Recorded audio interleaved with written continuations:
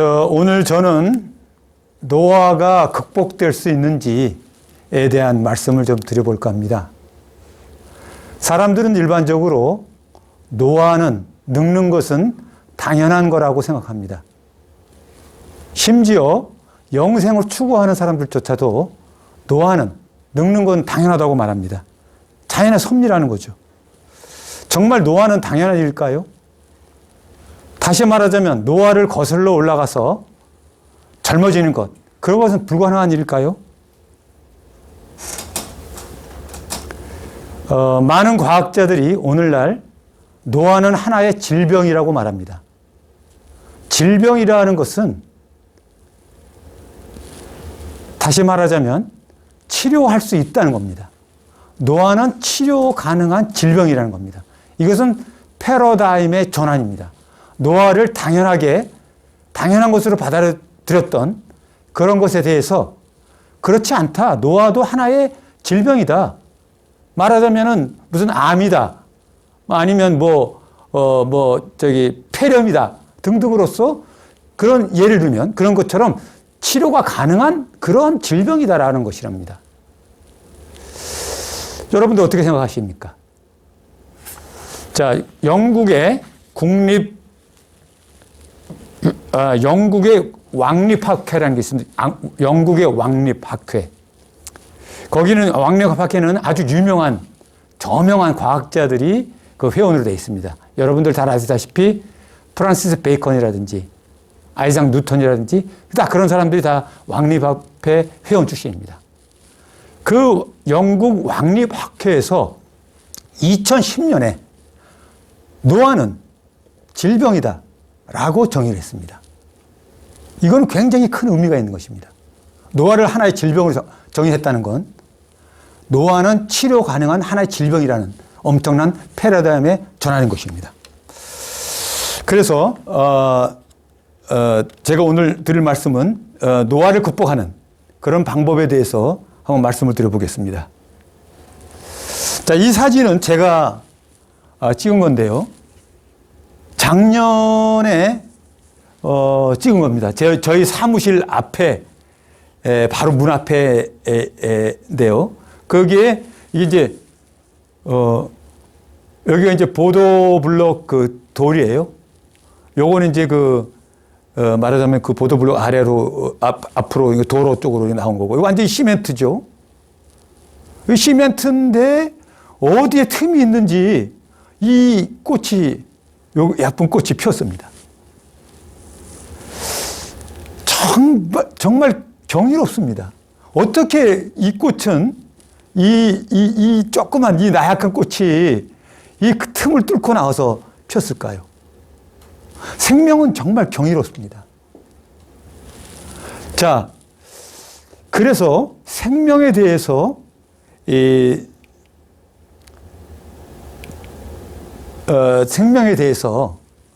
생명이라고 하는 것은 정의로운 것인데, 말하자면은 그래서 유명한 리처드 도킨스라고 하는 이 진화생물학자죠. 굉장히 유명한 사람입니다. 이 사람은 우리는 생존 기계다. 살 수밖에 없는 그런 기계다. 그러면서 여기서 우리라고 하는 것은 인간을만을 얘기한 것이 아니라 동물, 식물, 박테리아 모든 것을 다 바이러스까지 심지어 포함한다는 겁니다.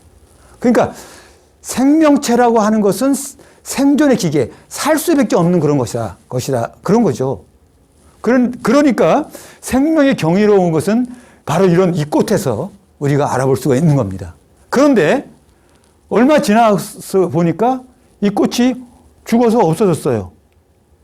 누군가가 꽃을 뽑아버렸거나 아니면 올겨울에 추워서 얼어 죽었거나 뭐 여러 가지 등등의 그런 일이 있었겠죠. 그걸 보니까 좀 마음이 제가 허전했습니다. 죽음은 이처럼 뭔가 허전하고 비통한 것입니다. 누구에게나 피해갈 수 없다고 말하죠, 죽음은요. 그러나 과연 누구에게나 다가오는 이 죽음은 정말로 피해갈 수 없는 그런 것일까요?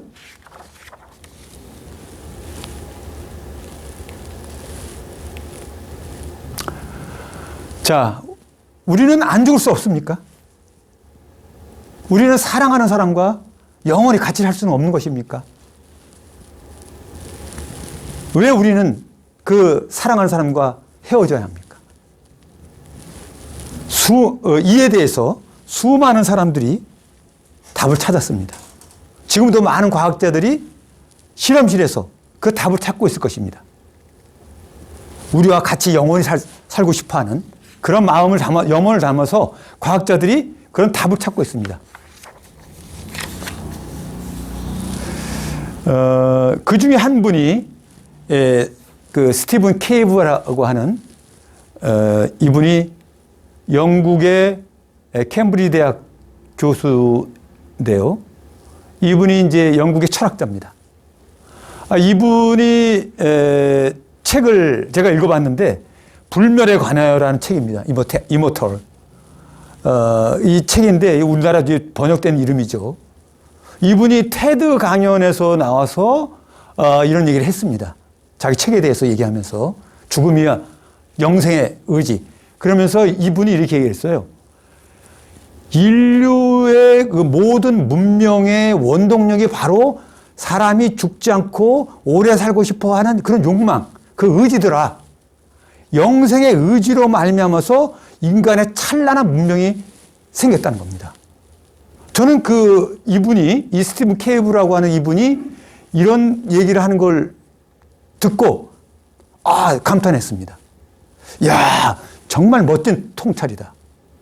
우리는 많은 사람들이 영생한다 그러면 말이죠. 오래 살고 싶다 그러면은, 아이고, 미쳤구만. 하든지, 에이, 욕심도 많네. 예? 뭐 이런 얘기를 합니다. 그래서 어떻게 보면은, 아이고, 우리 할아버지들, 노인네들 다 그러잖아요. 에이, 빨리 죽어야지. 그런데, 사실은 그것은 그분들의 속마음은 아니고, 진짜 마음은 죽기 싫은 거죠, 사실은요. 다들 죽기 싫어합니다.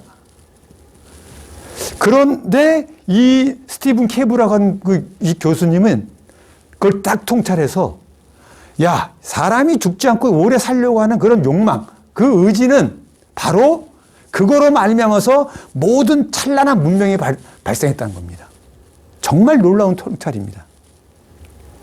제가 사실 이분의 이 책을 읽고 참 감명을 많이 받았습니다. 가장 감명 깊은 책 중에 하나를 꼽으라 그러면 이 책입니다. 여러분들도 한번 시간이 나시면은 한번 이 책을 꼭 읽어보시면 좋겠습니다. 자, 영생의 의지가 문명의 원동력이다. 죽지 않고 오래 살려는 인간의 의지가 찬란한 문명을 만들었다.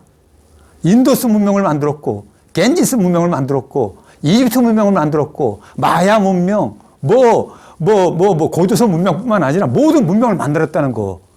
이것을, 자, 조금 더 이해가 더 쉽게 하기 위해서, 진시황을 들어서 한번 설명해 드리겠습니다.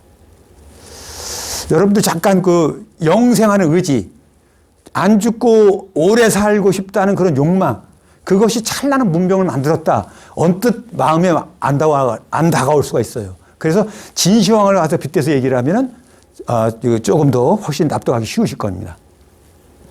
여러분들 잘 아시다시피 진시황은 중국을 최초로 통일한 왕입니다. 그래서 진시황이라고 하죠. 진나라. 그때 이 진시황이 말하자면은 중국을 통일하기 전에는 중국이 위진 남북조 시대 뭔가요? 해서 579 해가지고 굉장히 나라들이 많았습니다. 그래서 서로가 싸우고 그래서 그때 100가지 혁명의 시대라고 그랬죠. 모든 사람들이 자기가 잘났다고 막 떠들고 그때 많은 그런 문명도 발생하긴 했습니다만은 그런 혼란스러운 중국을 통일하신 분이 바로 진시황입니다.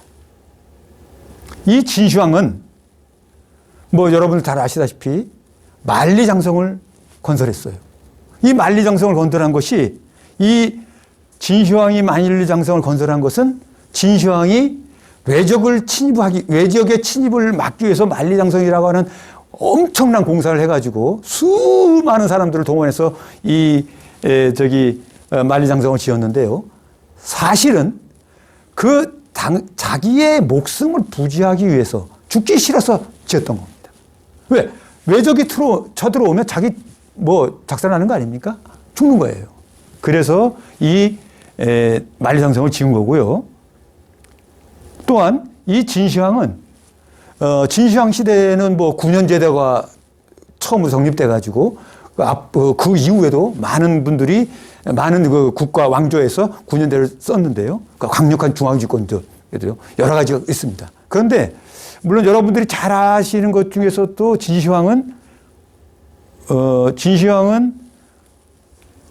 이 서복이라고 하는 그 술사, 서복이라는 술사를 통해 가지고 불로초가 있다는 얘기를 들어가지고 동쪽 어디에 섬에 가면은 불로초가 있다. 그런 말을 진시황이 듣고 이 서복한테 시켜가지고 수많은 그 어린아이들, 동남 동료를 갖다가 같이 보내가지고 그 불로초를 찾아오라고 보낸 사람이죠. 그럼 물론 서복은 돌아가지 않았습니다. 못 찾았으니까요. 그런데 불로초를 못 찾았다고 서복이 가서 만약에 진시황한테 얘기를 하면 진시황은 가만 놔두겠어요? 죽여버렸을 겁니다. 그러니까 서복은 가지 않았죠.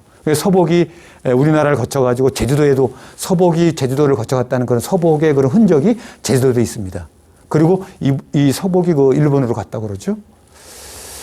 그런데 그것뿐만 아니라 이 진시황은 진시황릉이라는 게 있는데요. 우연히 발견된 진시황릉. 그 진시황릉의 그 무덤이죠. 무덤은 정말로 찬란한 그런 문명의 그런 것들이 있는데 진시황의 병마용이라든지 또 진시황의 진시황이 시신이 안치되어 있다는 안치실 말하자면 왕릉에 있는 곳 그것은 아직까지 개발을 안 됐답니다. 왜냐하면 중국 당국에서 문화재에 훼손될까봐 그거는 아직까지 개방을 안 했는데요. 발굴을 안 했는데 일설에 의하면은 이 진시황이 오래 살려고 하다 보니까 자기가 얼마나 왕이 돼서 좋은 건지 하여튼간에 부귀영화를 영원무궁토록 누리고 싶었던 모양이에요. 그러다 보니까 이 서복 같은 그런 술사 그리고 또 연금술사 이런 사람들을 통해 가지고 오래 사는 법을 연구시켜 가지고 그 당시에는 수은이 오래 사는 그런 물질이라고 또 그렇게 얘기가 됐답니다. 그래서 사실 진시황이 오래 살기 싶어 했지만은 사실은 빨리 죽었어요. 41살이가 죽었는데 일설에 의하면은 수은 중독으로 죽었다. 그렇게 얘기를 합니다. 왜? 오래 살려니까 연금술사들이 말한 그런 오래 사는 약, 다약 이런 것들을 먹고 수은을 많이 먹었다는 거죠. 그리고 이 진시황의 왕릉 안에 들은 진시황의 시신이 안치되어 있다는 그 왕실, 그 안에는 지금 개방을 안 했는데요. 발굴을 안 했는데 거기에는 아마 그 문을 열면은 석궁이 발사되게끔 아마 됐다고 그런 전설도 있고 또 그 안에는 수은에 받아야 할 거라고 그런 말들도 있고 그렇습니다. 그런데 하여튼 간에 이 진시황은 죽어서도 영원히 말하자면 자기의 나라를 다스리고 싶어 하는 그러한 염원으로 그런 진시황릉을 만든 겁니다. 이런 것들이 이런 문명들이 발생한 거 엄청난 그런 진시황릉의 그런 문화재적인 가치를 이런 것들이 다 진시황이 죽지 않고 오래 살고 싶어 하는 영생하고 싶어 하는 그런 의지 때문이라는 겁니다. 어떻습니까? 여러분들 조금 이해가 됩니까? 어떻게 하면은 이 찬란한 문명이 영생의 의지, 죽고 싶지 않은 욕망, 그걸 때문에서 문명이 발생했다는 게 좀 이해가 되십니까? 한 가지 더 예를 들겠습니다. 이거 너무나 잘 아시는 거죠. 피라미드죠. 이집트에 수천 개가 있죠. 수천 개 있나요? 개수는 잘 모르겠습니다. 이 피라미드. 이 피라미드가 뭡니까? 피라미드가 바로 이게 능입니다. 무덤. 왕의 무덤이죠. 그죠? 이 안에 누가 있습니까? 이 안에 그 파라오, 당시 이집트의 왕의 무덤이에요. 이집트의 왕의 무덤, 왕비하고 같이 묻혀 있어요, 이 안에. 그러면은 이 이집트라는 것도 영원 불멸의 그런 신앙, 사상이 있던 데입니다. 죽지 않고 죽지 않는다. 나중에 영원히 영생한다. 그런 생각이 있기 때문에 미라로서 왕과 왕비들을 다 이렇게 부패되지 않도록 처리를 해가지고 여기다가 시신을 안쳤던 거죠. 그런데 왜 그러면 뭐 이렇게 엄청난 이런 규모의 지금의 과거의 수준으로서나 겨우 가능한 그 당시에 옛날 4,000년, 5,000년 전에는 이 이집트가 잘 모르겠습니다만은 기중기 같은 게 없었지 않았겠습니까? 그런데 어떠한 기술로 인해 가지고 엄청난 크기의 이런 돌을 갖다가 여기다 쌓아서 이런 묘를 만들었냐 이 말이죠. 이것도 하나의 놀라운 영생의 의지가 만들어낸 문명의 하나라고 볼 수 있습니다. 그렇죠? 여러분들 그렇게 생각하지 않습니까? 이런 문명이 많습니다. 이런 모든 문명이 자기가 죽고 싶지 않은, 영원히 살고 싶다는 그런 욕망에 의해서 만들어진 거라는 겁니다. 그러니까 스티븐 케이브고스의 모든 문명의 발생의 원동력은 바로 영생의 의지다. 정말 놀라운 통찰이 아닐 수 없습니다. 그런데 그러면 당시에 4,000년, 5,000년 전에 또 3,000년 전에 그때만 사람이 안 죽고 싶습니까? 지금도 마찬가지입니다. 지금도 사람들은 다 죽기 싫어합니다. 오래 살고 싶어 합니다. 그러니까 지금의 과학자들도 수많은 과학자들이 연구실에서 어떻게 하면 사람들이 오래 살 수 있을까? 회춘의 묘약은 없나? 정말 딱 하나를 먹으면 딱 수명이 10년, 20년, 30년 늘어나는 그런 약이 없나? 그걸 개발하기 위해서 밤을 새워서 지금 일을 하고 있습니다. 만약에 그들이 그런 약을 개발한다면 돈방 속에 앉겠죠? 이 엄청난 돈방 속에 앉을 겁니다. 정말 그거는 온 세계, 온 만민들이, 온 세계 많은 사람들이 다 사서 먹지 않겠습니까? 수명이 늘어난다는데. 자, 그런데 이 과학자들이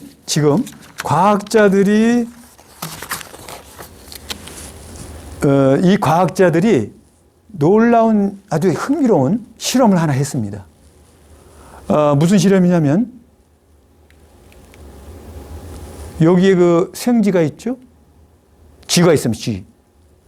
쥐를 젊은 쥐 한 마리, 늙은 쥐 한 마리, 두 마리를 갖다가 혈관을, 핏줄을 서로 연결을 시킨 겁니다. 젊은 쥐에서 하고 핏줄을 뽑아서 늙은 쥐에다가 핏줄을 연결시키고 또 늙은 쥐에서 핏줄을 뽑아가지고 젊은 쥐에 연결시켰어요. 그걸 갖다가 이제 영어로는 페로바이오시스라 병체결합이라고 하는데요. 이렇게 하니까 과연 무슨 일이 날까? 이런 실험을 한 겁니다. 근데 이런 실험을 한 사람이 바로 많은 사람들이 이런 실험을 해요. 근데 그 중에 한 분을 이제 소개시켜 드리는 건데, 이분은 이제 스탠포드 대학교의 위스 코레이라고 하는 교수인데요. 이분하고 여기 제자예요. 사울 발레다라고 하는 UCSF, 샌프란시스코 캘리포니아 대학교에 이 사울 발레다라는 교수인데 사제지간인 것 같아요. 이 두 분이 이 병체 결합을 해가지고 젊은 쥐하고 늙은 쥐하고 이렇게 결합시켜 보니까 늙은 쥐는 어떻게 되겠어요? 젊어졌다는 겁니다. 젊은 쥐는 대신 반대로 늙어지고요. 왜 그렇습니까? 피가 서로 통하니까, 짬뽕이 되니까 어떻게 되겠어요? 늙은 쥐에 있는 피가 젊은 쥐에게 가고, 젊은 쥐는 피가 늙은 쥐에게 오고, 이러다 보니까 젊은 쥐는 늙어지고 늙은 쥐는 젊어지는 그런 현상이 일어나는 겁니다.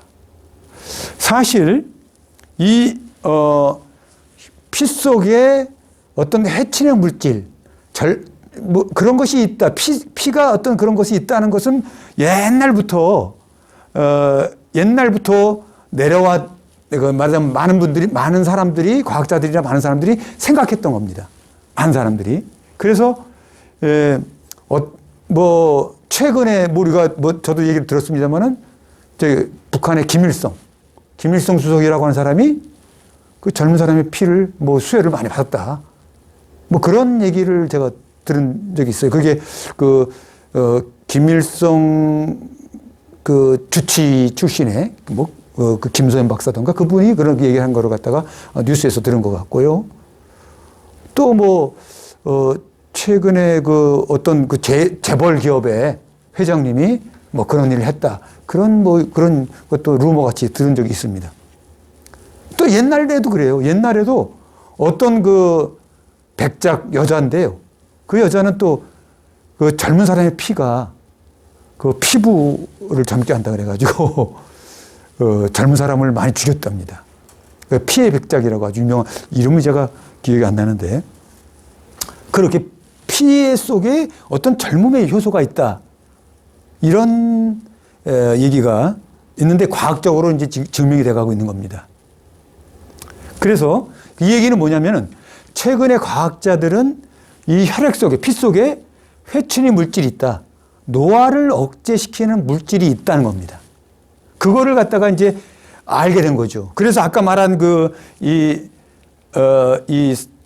두 교수는 이 피 속에 뭔가 회춘 물질, 젊게 하는 물질이 있다는 것을 알고 피를 그 중에서 이제 피를 이제 혈장만 추출해 가지고 넣었어요.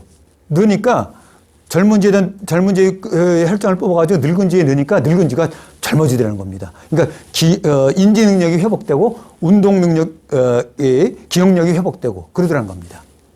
그러니까 피 속에 뭔가 회춘 물질이 들어있는 거죠. 그러니까 조금 더 간편하게 이제 하는 건데요. 그래서 이제 그런 건데 그래서 이 교수들이 자기가 무슨 기업을 하나 세웁니다. 그 기업이 제가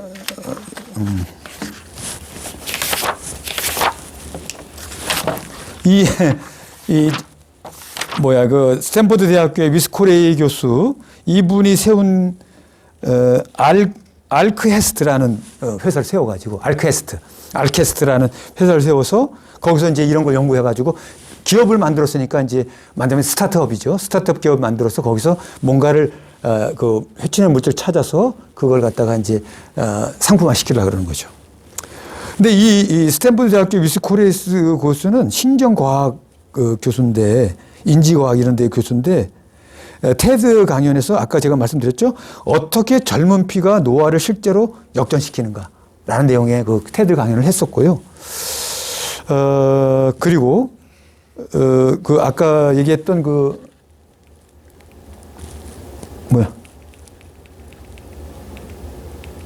이번에 사울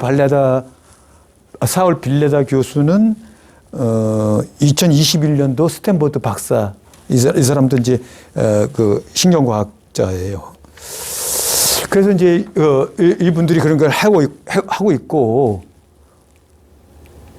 또 구글이라고 아주 유명한 구글을 모르는 사람 없을 겁니다. 구글이 엄청난 IT 기업이지 않습니까? 그 구글에서 칼리코라고 하는 이런 스타트업을 세워가지고 인간 수명 500세 프로젝트라는 걸 하고 있습니다.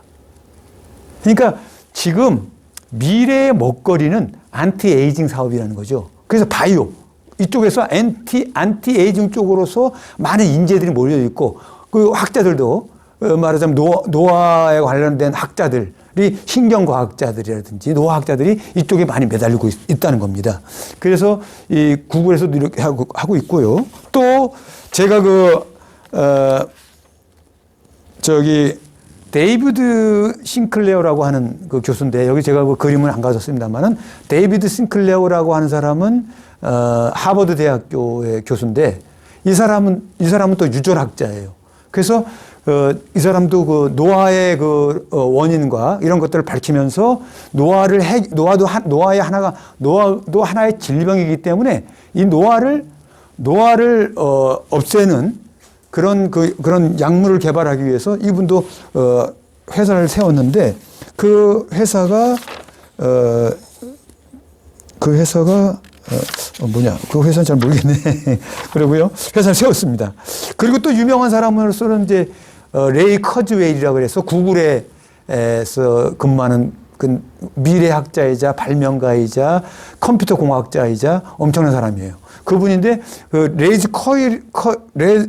커즈웨일이라고 한 사람이 이 사람은 트랜스 휴머니스트인데 이 사람은 이렇게 주장하죠. 2045년이 되면 과학 기술의 발달로 말미암아서 인간의 수명이 기하급수적으로 늘어나서 영생하는 시대가 2045년부터 시작할 거다.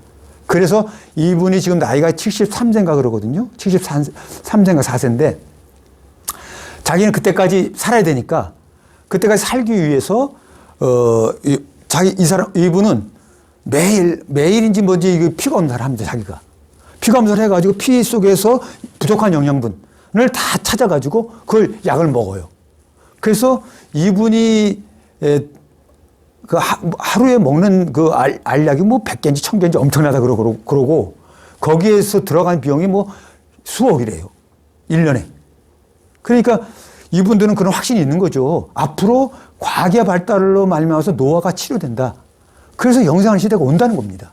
참 놀라운 얘기죠. 과학자들은 이렇게 얘기를 하고 있습니다. 자, 그래서 제가 지금 말씀드리는 거는 노화를 극복하는 그런 것들을 이제 말씀드리고 있는데 노화는 극복될 수 있는 하나의 질병이다. 이건 지금까지는 지금 제 과학자들의 시선, 과학자들의 시각으로 제가 말씀드리고 과학적인 그 발명, 과학적인 그런 그 흐름 이런 것들을 말씀드린 거예요. 그런데 지금 여기에서 그러면 과연 왜 사람은 늙는가? 노화의 원인은 과연 뭔가? 이런 걸 좀 알아봐야 될 필요가 있을 것 같습니다. 그래서 노화라고 하는 것은 제가 아까도 말씀드렸다시피 노화는 하나의 질병인데 노화가 질병이라면 노화의 원인이 뭐냐? 원인. 그 노화를 일으키는 원인이 뭐냐? 노화를 일으키는 원인은 여러 가지가 있습니다. 사실은. DNA 손상에 의한 유전적인 불안정성.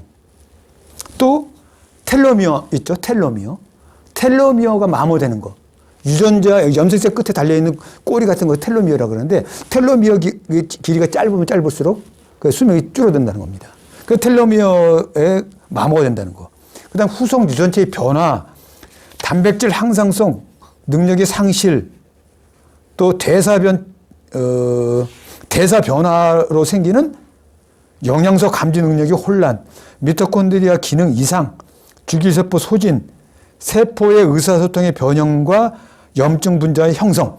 이게 이제 데이비드 싱클레어라고 하는 그 교수가 노화의 종말이라고 하는 책인데 이 책에 보면은 이제 노화에 관한 쭉 얘기가 나옵니다만은 노화의 원인을 그렇게 정리해서 지금 제가 말씀해드린 것이 이 노화의 종말 이 책에 나오는 노화의 원인입니다. 그런데 이거 뭐 복잡하고 어렵죠. 뭐 DNA 손상으로 인한 유전적 불안정성, 텔로미어야 마모, 뭐 후속유전체 변화, 뭐 등등등 여러 가지 나오는데 그런데 이거를 갖다가 이제 뭉뚱그려 가지고 이 유병팔이라고 하는 분이 우리 한국 부산대학 의대 교수인가 그런데 이분이 125세 건강법이라는 책을 냈어요.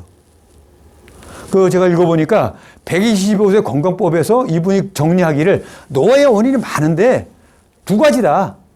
활성산소의 산화 스트레스로 말미암아서 세포가 늙고 또 우리 몸에서 발생하는 염증 때문에 세포가 늙어서 노화가 된다. 이런 얘기를 125세 건강법에서 유병팔 교수가 정리를 해서 얘기를 했습니다. 이런 많은 내용을 자기가 감추인 거죠, 이렇게. 그리고 제가 또 이제 책을 한 권 더 읽어보니까 엘리자베스 블랙본이라고 하는 호주 출신의 그 대학 교수인데 이분은 이제 미국의 무슨 대학이더라? 거기 교수인데 2009년도에 노벨 생리학상을 받은 노벨상 수상자입니다. 이 엘리베이터 블랙번이라는 사람이. 이 사람이 이제 텔로미어를 연구한 사람인데 이 텔로미어 이펙트라 그래가지고 이 책을 썼어요. 거기 그 책에서 또 노화에 관한 걸 다루는데 이분은 이제 인슐린 내성이 또 노화의 원이다. 그 중에 하나가 또. 그래서 제가 이렇게 세 가지로 간추려 봤습니다. 그러면 자, 노화의 원인이 세 가지인데 그럼 활성산소의 산화 스트레스라는 게 과연 뭐냐? 이게 뭐 어렵죠? 자, 어렵지만 좀, 이건 뭐 알아두면 참 좋은 얘기예요. 자, 우리 몸은 산소를 필요하다는 건 너무나 상식적인 얘기죠. 산소가 들어오면 뭘 하냐? 산소가 들어와서 우리가 먹은 음식물을 분해합니다. 그 우리가 먹은 그 음식물을 그 에너지로 만들 때 산소가 필요한 거예요. 그러면 어디서 에너지를 만드냐? 미토콘드리아에서 세포 내에 있는 미토콘드리아에서 에너지를 만듭니다. 그러니까 미토콘드리아는 에너지를 만드는 공장이죠, 말하자면. 그럴 때 그 음식물에서 나온 그 영양분이 미토콘드리아에 들어갈 때 산소도 거기에 들어가거든요, 미토콘드리아에. 그때 활성산소가 생긴다는 겁니다. 그때 그 생기는 그 활성산소가 그 세포를 공격해가지고 그 세포를 공격해서 세포가 죽게 된다는 거죠. 그걸 해서 세포가 노화한다라는 것이 활성산소의 산화 스트레스라는 겁니다. 자, 이해가 되시죠? 자, 그 다음에 두 번째 염증.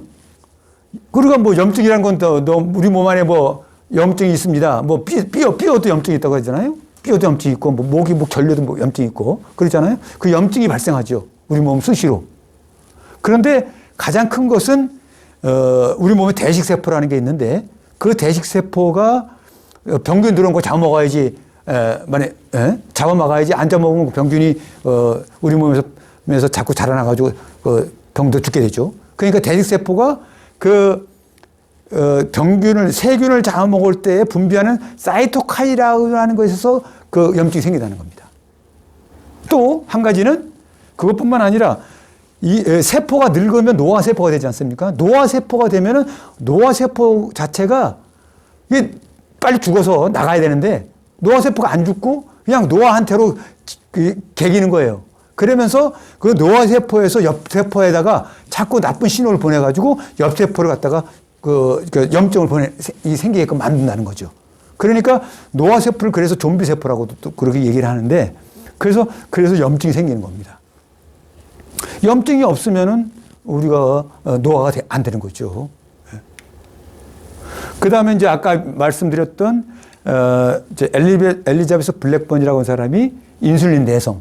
이 인슐린 내성이라는 것은 우리가 뭐 인슐린이 그 당뇨병 환자들한테 인슐린 주사 맞는다는 거 다 아는 얘기입니다. 당뇨병 환자는 인슐린이 부족하거나 뭐 그래서 생기는 병이 당뇨병이죠. 그래서 약을 먹거나 뭐 주사를 맞아야 되는데 그 인슐린은 뭘 하냐면 췌장에서 분비가 되는 건데 췌장에서 분비가 될 때 우리 몸속에 피 속에 포도당 당분이 돌아가지 않습니까? 그 포도당을 갖다가 분해시키기 위해서 인슐린이 그 췌장에서 만들어지는데 인슐린이 만들어질 때 포도당이 있는 걸 보고 만들어지는데 이걸 잘못 인식해가지고 췌장이 포도당이 많은 줄 알고 인슐린을 자꾸 만들어내는 거예요, 췌장이. 그래서 인슐린이 과다되게 만들므로 해가서 그래서 과로가 돼서 노화가 돼서 그 사멸이 된다는 그것이 인슐린 내성입니다. 그러니까 그러니까 당뇨병 환자들을 말하는 거예요, 특히. 자꾸 이제 인슐린이 자꾸 분비가 되고 그럼 당이 빨리 양분을 변화가 돼야 되는데 그래서 이제 소화가 되고 에너지가 만들어져야 되는데 그것이 안 되니까 자꾸 인슐린을 또 췌장에서 만들어내고 또 그런 악순환이 된다는 거예요. 무슨 말인지 아시겠습니까? 좀 어렵죠. 그런데 이런 얘기를 다 알아야 됩니다. 이런 얘기를 알아야 건강에 최소한 관심 있는 분들은 이 정도는 알아야 돼요. 그리고 또 영생을 추구하는 분들, 왜 늙는지 궁금한 분들, 이 정도는 알아서 자기가 거기에 대해서 대처해 나갈 수 있어야 되는 겁니다. 자, 그 다음에 이분이 이제 엘리자베스 블랙번이라고 하는 교수인데요. 이분도 이제 테드에서 그 텔로미어라는 어떤 것이고 텔로미어가 어떤 효과를 일으키는지 노화에 이런 것들을 이제 설명한 강연을 했습니다. 자, 그렇다면 앞에서 말한 노화의 원인이 이렇게 세 가지가 있지 않습니까? 이 원인을 갖다가 제거하면, 그러니까 산화수들을 최소화시키고 활성산소가 만들어내는 산화수들을 없애버리고 우리 몸에서 발생하는 염증을 없애고 인슐린 내성을 없애게 되면 노화는 저절로 없어지는 거죠. 그렇죠. 그러면은 이제 노화가 이제 없어지는. 그래서 그런 것들을 이런 원인을 찾아서 그 원인을 해결하기 위해서 만드는 것들이 과학자들이 약을 만들고 있는 거죠. 그래서 이제 제가 이제 여태까지 지금까지 말씀드린 거는 우리가 왜 노화를 하는지 그리고 노화는 극복될 수 있는 것인지 여기에 대해서 말씀드렸어요. 그래서 노화는 아까도 말씀드렸다시피 노화는 하나의 질병이기 때문에 과학자들도 그 질병으로서 치료할 수 있다. 노화의 원인을 밝혀서 그걸 치료할 수 있는 하나의 그런 질병으로 보고 있다라는 것까지 말씀드렸고 그래서 제가 지금은 이제 그러면 세포 차원에서 어떻게 노화가 발생하는지 세포는 어떤 식으로 죽는지 그걸 제가 좀 말씀드리겠습니다. 자, 이게 이제 세포 분열이죠. 우리는 이제 엄마 아빠의 세포 이제 정자나 한자가의 결합, 수정란 하나가 두 개가 되고 세 개가 되고 네 개 되고 해가지고 우리 몸이 이제 어린애가 나오지 않습니까? 그 다음에 그 몸이 자라가지고 이제 성인이 되죠. 성인이 되면 성인의 몸에 그 세포는 약 100조 개라고 그래요. 뭐 학자들마다 뭐 60조 개라고 하는 사람도 있고 그런데 뭐 하여튼 100조 개라고 그럽니다. 그래서 이제 제가 이제 100조 개로 이렇게 만들어졌다고 얘기를 하고 있고 그래서 이제 그게 기적 같은 일이죠. 정자, 난자의 결합으로 수정단이 생겨서 세포 분열이 돼가지고 100조 개가 돼가지고 우리 몸이 이루어져요. 놀라운 일이죠. 그죠? 그런데 정말로 신기한 것이 이 하나의 세포에서 어떻게 하나의 세포인데 어떻게 뇌가 되고 눈이 되고 팔다리가 되고 신기하지 않습니까? 이게 정말 생명의 놀라운 그런 경이로운 일이죠. 이런데 이렇게 해서 우리 몸이 이제 100조 개의 세포를 갖게 되는데 만일 우리가 이 100조 개의 세포가 계속 유지가 된다면 우리는 이 장기를 우리 몸을 죽지 않고 오래 살 수 있는 그런 몸으로 만들 수 있는 거죠. 그러나 그러면 얼마나 좋겠어요? 그러나 세포는 일정한 횟수를 분열하면 죽습니다. 분열이 멈춰요. 그것을 과학자들이 밝혔는데 레이 헤이플릭이라고 하는 사람이 1961년도에 세포는 분열의 횟수가 정해져 있다. 우리 몸의 세포는 64회 정도 세포 분열을 한다라는 것을 발견했어요. 그리고 그 세포 분열이 멈추면 노화세포가 되고 노화세포가 되면 또 죽기도 하고 노화세포가 여러 가지 말썽을 일으키게 되는 거죠. 이게 헤이플릭 한계라는 거예요. 세포가 일정한 분열되면은 분열을 멈추고 노화가 되고 사멸한다는 거죠. 이게 그리고 뭐 효모세포 예를 들어서 이런 그 효모 있지 않습니까? 효모세포는 23번, 4번 정도 분열해요. 그러니까 다 다르죠. 이렇게 이제 그것을 헤이플릭이라고 한계라고 하는데 헤이플릭 한계에 따라서 우리 이제 인간의 저걸 보니까 사람의 세포는 60회 정도 분열한대요. 그런데 그 중에서 이제 피부세포는 2, 3주 정도의 수명을 가지고 있고 뼈세포, 골세포는 10년, 적혈구는 4개월, 백혈구는 1년, 정자는 고작 3일입니다. 그러니까 우리 몸의 피도 수명이 있는 거죠. 그죠? 피도. 왜? 적혈구가 4개월, 백혈구가 1년이니까 우리 몸의 피 안에는 적혈구, 백혈구 등등 뭐 혈장 등등 여러 가지가 있지 않습니까? 그러니까 우리 몸의 피도 수명을 가지고 썩는 거예요. 그래서 죽는 겁니다. 이렇게 이제 세포의 분열에 한계가 있기 때문에 사람이 죽는 거죠. 이 세포 분열을 세포 분열돼서 이 세포 분열이 끝나면은 새로운 세포를 만들어주지 못하면은 우리도 죽는 겁니다. 그래서 이 세포의 노화로 세포가 이렇게 헤이플리 관계에 따라서 세포 분열을 멈추고 노화가 되면 노화 세포가 되면 그러면 어떤 현상이 발생하느냐? 뭐 뻔한 얘기죠. 각 기관의 기능이 떨어집니다. 눈은 눈대로 침침해지고 잘 안 보이고 노인이 되면 노안이 되죠, 그렇죠? 그래서 먼 데는 보이지만 가까운 잘 안 보이고, 그렇죠? 또 간은 아무래도 뭐 여러 가지 해독을 하는 작용이 떨어지죠. 간 세포가 부족하면 심장도 아무래도 또 조금만 뛰어도 숨 차고 심장병 현상이 나오죠. 췌장 등등 여러 가지 뭐 장기들에서 기능이 저하되죠. 세포의 노화로 말미암아 각 기능이 저하가 되니까 조금만 일을 해도 힘들고 나이가 들면은 바람만 불러도 휘청이 저하가 된다고 그럴 정도로 그런 그런 몸들이 되는 겁니다. 좀 불쌍한 일이죠. 불쌍한 일이 되는 거죠. 그 제가 지금까지 말씀드린 건 굉장히 어려운 얘기예요, 그죠? 어떻게 보면 좀 어려운 과학적인 얘기를 노화와 뭐 관련시켜서 쭉 얘기를 해왔습니다. 근데 오늘 제가 말씀드린 주제는 노화는 극복될 수 있다라는 거죠. 노화는 극복될 수 있는데 노화의 극복은 과학자들은 여기까지 왔다는 제가 말씀드리는 거예요.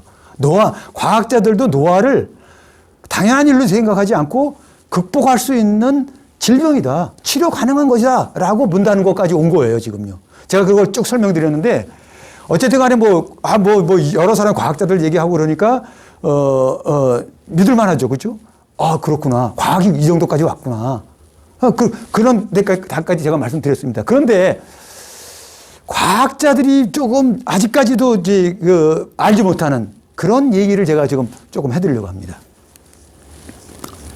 그게 정말로 진짜 중요한 노화를 극복하는 이론인데, 바로 아까 말씀드린 노화의 원인이 되는 산화 스트레스, 염증, 인슐린 내성이라는 것은 결국은 피가 산화돼서 생기는 거거든요. 피가 산화되니까 세포가 제대로 역할을 못 하는 겁니다. 그러다 보니까 그 산화 스트레스가 생기고 피 속에서 염증이 생기고 인슐린은 계속 분비가 돼가지고 혈액을 계속 돌게 되고 그러다 보니까 당뇨가 나오고 그러는 거거든요. 그러니까 근데 이 피의 썩음이라는 것이 피가 산화된다는 것이 마음에 따라서 된다는 거. 마음에 따라서 된다는 것, 요거를 갖다 과학자들이 아직까지는 완벽하게 밝혀내지 못하고 있습니다. 근데 그거를 제가 조금 더 말씀드리도록 하겠습니다.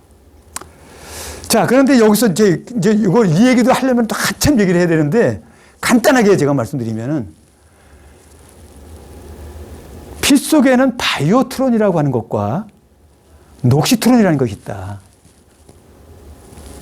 바이오트론은 영생의 물질, 영생의 효소라는 거고요. 녹시트론은 죽음의 물질, 죽음의 효소라는 겁니다. 이거를 있다고 밝혀하신 분이 조희성님이에요.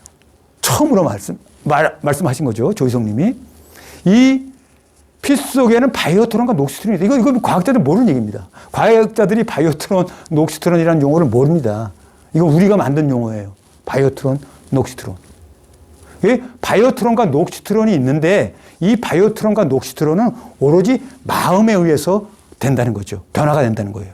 그래서 바이오트론과 녹시트론은 마음에 의해서 즉각 분비가 된다는 거죠. 우리 마음 속에서, 우리 몸 속에서. 그래서 영생할 마음을 가지면 바이오트론이 분비가 되고 죽을 마음을 가지면 녹시트론이 분비된다는 겁니다. 그런데 제가 하여튼 쭉 말씀을 여러 번 제가 반복해서 말씀드렸는데,